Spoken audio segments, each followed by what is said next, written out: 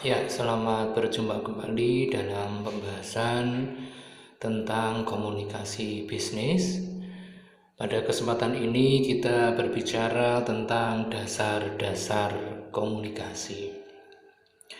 Komunikasi sangatlah diperlukan dalam hubungan antar manusia, termasuk dalam koordinasi dalam melakukan sebuah pekerjaan pada sebuah organisasi.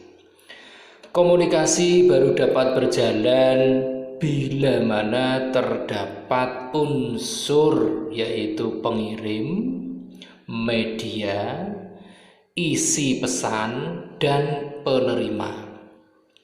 Banyak dan sering terjadi penyimpangan atau deviasi dalam penerimaan pesan atau message yang dikirimkan oleh si pengirim dan diterima si penerima pesan.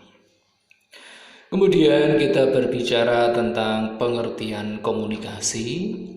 Istilah komunikasi berasal dari kata Latin yaitu communicare atau communis yang berarti sama atau menjadikan milik bersama. Kalau kita berkomunikasi dengan orang lain, berarti kita berusaha agar apa yang disampaikan kepada orang lain merupakan sebuah pesan yang makin menjadi milik dari si penerima pesan. Kata komunikasi atau dalam bahasa Inggrisnya sering disebut dengan communication berasal dari bahasa Latin communicatus yang berarti berbagi atau menjadi milik bersama. Komunikasi adalah suatu proses di mana pertukaran informasi di antara individu melalui sistem lambang-lambang, tanda-tanda, atau tingkah laku. Ada beberapa definisi tentang ilmu komunikasi yang dikemukakan oleh para ahli, diantaranya adalah komunikasi adalah suatu proses melalui mana seseorang atau komunikator menyampaikan stimulus, biasanya dalam bentuk kata-kata dengan tujuan mengubah atau membentuk perilaku orang-orang yang menerima pesan. Ini merupakan pendapat dari Hofland dan Janis. Kemudian ada juga yang mendefinisikan komunikasi yaitu suatu proses penyampaian informasi, gagasan, emosi, keahlian, dan lain-lain melalui penggunaan simbol-simbol seperti kata-kata, gambar, angka-angka, dan lain-lain. Ini merupakan pendapat dari salah satu ahli komunikasi yaitu Steiner. Kemudian ada lagi definisi yang lain yaitu komunikasi merupakan kegiatan pengoperan lambang yang mengandung arti atau makna yang perlu dipahami bersama oleh pihak yang terlibat dalam kegiatan komunikasi. Hal ini disampaikan oleh ahli komunikasi yaitu Astrid. Kemudian juga ada komunikasi merupakan kegiatan perilaku atau kegiatan penyampaian pesan atau informasi tentang pikiran atau perasaan. Pengertian ini disampaikan oleh Robben. Kemudian dari berbagai definisi tentang ilmu komunikasi tersebut, terlihat bahwa para ahli memberikan definisinya sesuai dengan sudut pandangnya dalam melihat komunikasi. Masing-masing memberikan penekanan arti, ruang lingkup, dan konteks yang berbeda. Hal ini menunjukkan bahwa ilmu komunikasi sebagai bagian dari ilmu sosial adalah suatu ilmu yang bersifat multidisipliner. Dari pengertian tentang komunikasi tadi dapat diperoleh pengertian bahwa komunikasi mempunyai beberapa karakteristik. Karakteristik itu diantaranya adalah komunikasi merupakan sebuah proses, di mana komunikasi sebagai suatu proses artinya bahwa komunikasi merupakan serangkaian tindakan atau peristiwa yang terjadi secara berurutan. Ada tahapan atau sekuensi serta berkaitan satu sama lainnya dalam kurun waktu tertentu.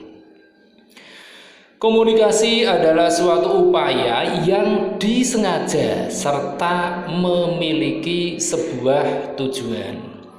Komunikasi merupakan suatu kegiatan yang dilakukan secara sadar, disengaja, serta sesuai dengan tujuan atau keinginan dari pelakunya. Komunikasi menuntut sebuah partisipasi dan kerjasama dari para pelaku yang terlibat dalam kegiatan komunikasi. Akan berlangsung akan sangat baik apabila pihak-pihak yang berkomunikasi, bisa 2 orang atau lebih, sama-sama ikut terlibat dan sama-sama memiliki perhatian yang sama terhadap topik pesan yang disampaikan. Komunikasi bersifat simbiosis, yang dimana artinya komunikasi pada dasarnya merupakan tindakan yang dilakukan dengan menggunakan berbagai lambang, di mana yang paling umum digunakan dalam komunikasi antar manusia adalah bahasa verbal dalam bentuk kata-kata, kalimat, angka-angka, atau tanda-tanda lainnya. Komunikasi bersifat transaksional, di mana komunikasi pada dasarnya menuntut 2 tindakan, yaitu memberi dan menerima. 2 tindakan tersebut tentu perlu dilakukan secara seimbang atau personal, sekaligus proporsional. Komunikasi menembus faktor ruang dan waktu. Maksudnya adalah bahwa para peserta atau pelaku yang terlibat dalam komunikasi tidak harus hadir pada waktu serta tempat yang sama.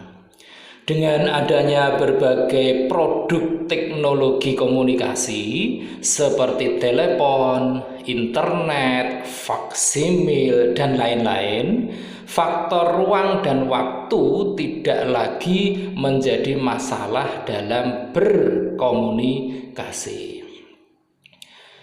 Proses terjadinya komunikasi membutuhkan serangkaian kegiatan timbal balik antara komunikator dengan komunikan. Adanya pengulangan siklus komunikasi akan memaksimalkan pencapaian tujuan komunikasi.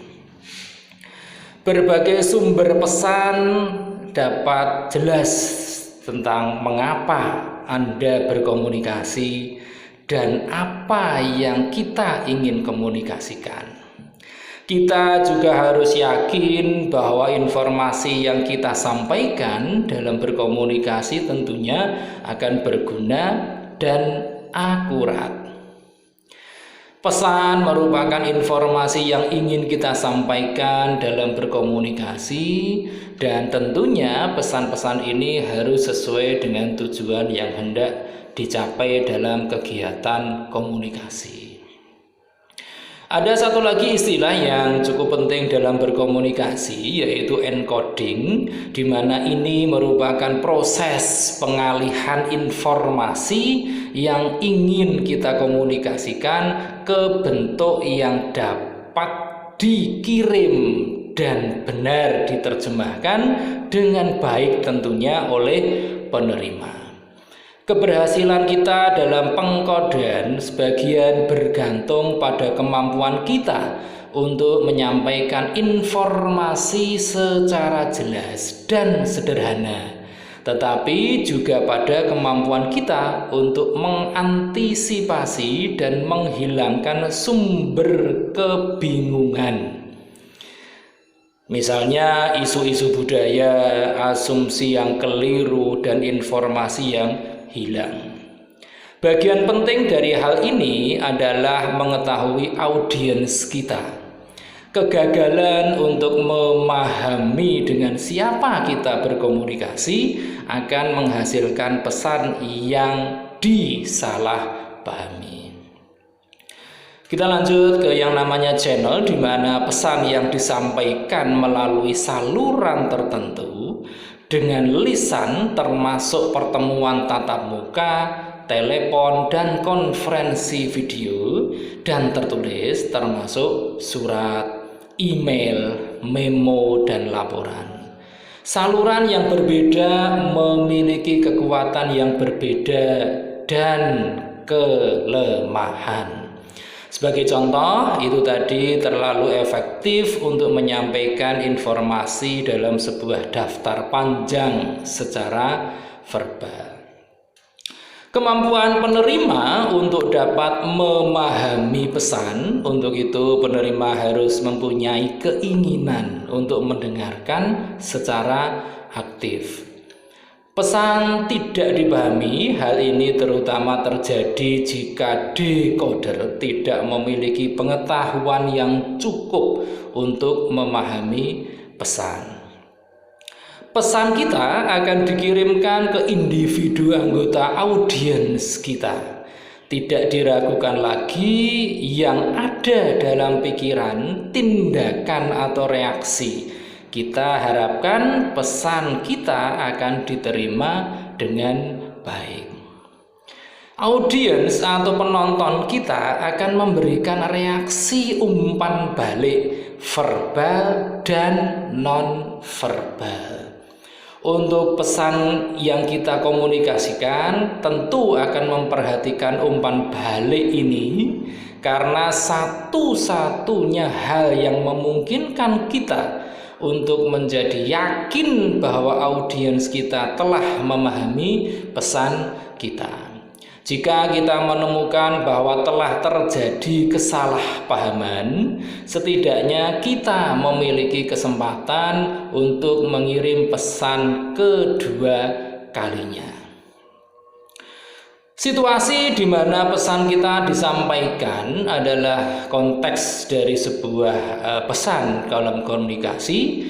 Ini mungkin termasuk lingkungan sekitar atau budaya yang lebih luas, meliputi diantaranya budaya perusahaan, budaya internasional, dan lain-lain. Setelah kita membahas tentang berbagai hal komunikasi, kita lanjut ke model komunikasi. Proses komunikasi mempunyai dua model, yaitu model linier dan model sirkuler.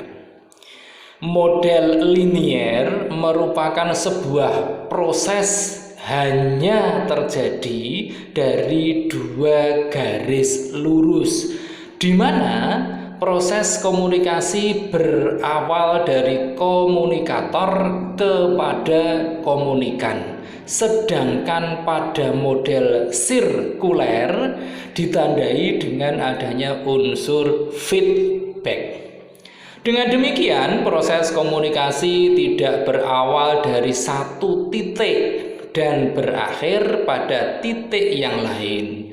Jadi proses komunikasi sirkuler itu berbalik suatu lingkaran penuh. Kemudian kita berbicara tentang fungsi dari komunikasi itu sendiri.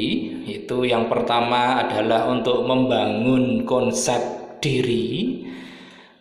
Kemudian yang kedua adalah untuk eksistensi diri, atau dalam bahasa komunikasinya itu disebut dengan self-existence. Kemudian ada lagi yaitu tentang kelangsungan hidup atau life continuity. Kemudian ada untuk memperoleh kebahagiaan atau obtaining happiness, dan terhindar dari tekanan dan ketegangan atau free from pressure and stress. Komunikasi ada dua macam, di mana terdiri dari komunikasi verbal dan komunikasi non-verbal.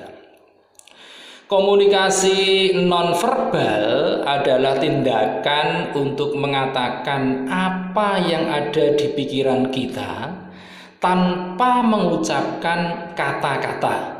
Misalnya isyarat, gerak wajah yang bisa berwujud tersenyum, mengerutkan kening, atau bahasa tubuh yang sering disebut dengan postur, misalnya lengan disilangkan, kemudian ada kaki gemetar, duduk tegak, dan sebagainya.